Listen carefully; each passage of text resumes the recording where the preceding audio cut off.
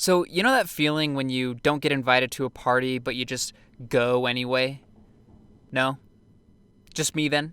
Alright, well, YouTuber Nando V Movies has again sent out the call throughout the YouTube sphere inviting content creators to make a video about their favorite X-Men scene. And although I wasn't quote-unquote invited, the timing was just too good for me to not make a video because I actually just watched X-Men Days of Future Past the other day and enjoyed it a lot more than I was expecting. But before we get into the excellent scene that I chose for this video, a quick confession.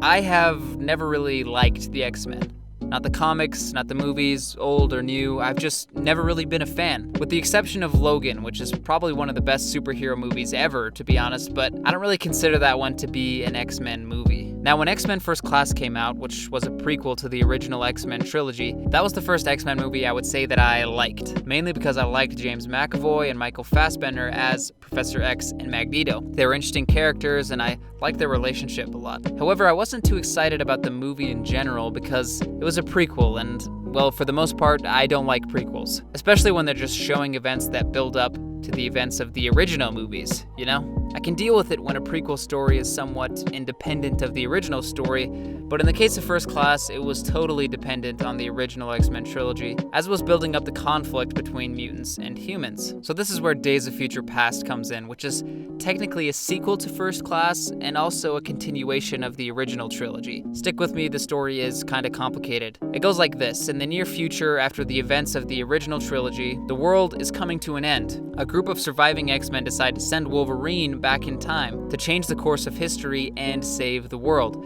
Pretty standard time-traveling superhero stuff, but what's really cool about this is that Wolverine from the present travels into the past that we already got to know in the first prequel. And when he goes back in time, he changes the course of history, thus creating a new timeline. So even though these movies were technically prequels, now the future is uncertain and anything could happen. You had my curiosity, but now you have my attention. I said I don't like prequels because you know where the story eventually leads, but that was no longer the case here because we're creating a new timeline with a new story. Now that I've set the stage, let's talk about one excellent scene that this movie gives us. Now, if you've seen it, there's probably one scene that comes to mind. When they have to break Magneto out of a highly secure prison, so they use a mutant called Quicksilver, who has the power of super speed to facilitate this process. There's one part in particular where it shows him running circles around these guards, basically showing off how powerful he is and making a mockery of these guys. A very memorable scene, and Quicksilver may be the standout character of this movie because this scene is just so entertaining. But this isn't the scene that we're going to talk about today.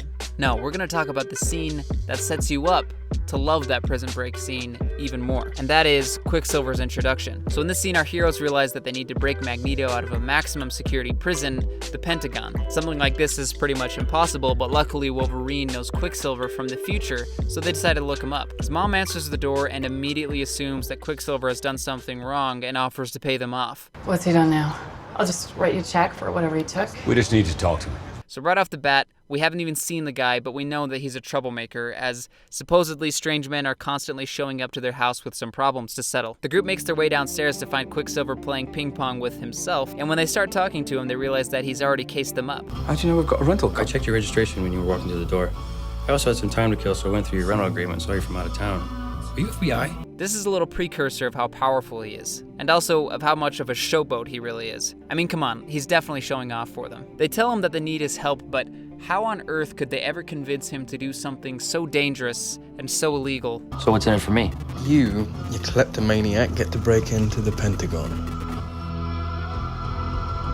Not money, not fame, but they tell him that he gets to do something crazy, and the look in his eye immediately tells you that he's in. This man is in it purely for the thrill of it. This scene accomplishes so much in the way of introducing this character, showing you what he's all about, making you like him, and making you want to see more of him, which is what makes the prison break so satisfying. It's like in the scene you see him cooped up in his house, not living up to his full potential.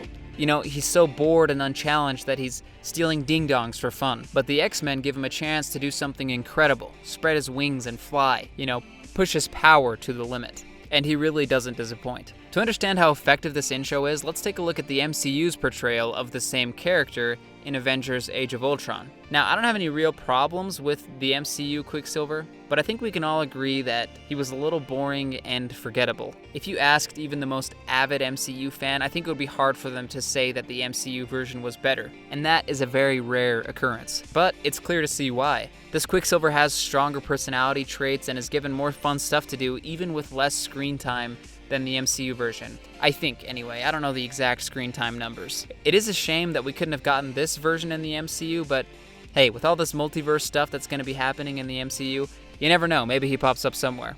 But yes, this version of Quicksilver is definitely better in my mind, and this will probably go down as one of the only clear-cut victories that Fox Marvel has over Marvel Studios Marvel. So, all in all, I love this scene. And to be frank, I've always been a sucker for these Ocean's 11 style recruiting scenes. You know, the part of the movie where the team needs somebody who specializes in something niche and difficult, so they find an expert, but it just so happens that this expert also has some sort of flaw, like their ego, age, or whatever it may be.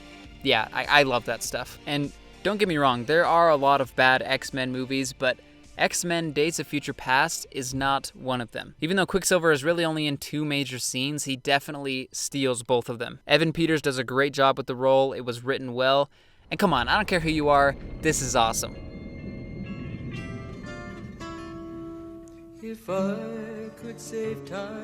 So that is one excellent scene. Thank you all for watching, and thanks again to Nando V Movies for putting all this together. If you're new to the channel, feel free to make yourself at home. Stick around, check out some other videos, and subscribe for future content. Thank you all again, and I'll talk to you soon.